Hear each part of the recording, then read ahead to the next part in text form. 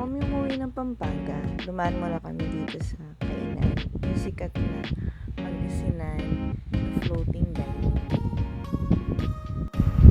Ayan, ito po yung tinatawag na Sungayan Grill Floating Dining Restaurant.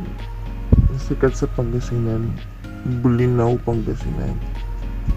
So napagod kami kaka-swimming. Ito po, kakain muna kami, lalaman muna kami ng seafoods. So ang mura po ng mga food, affordable. Pero may bayad po yung pagsakay dun sa dining boat na hinihila ng bangka. So, yun ay per pax po yung bayad. I mean, bundle yun. So, super ganda po habang kumakain, malamig. Tapos, ang ganda ng view. Ang daming mangrove, fish. Yan.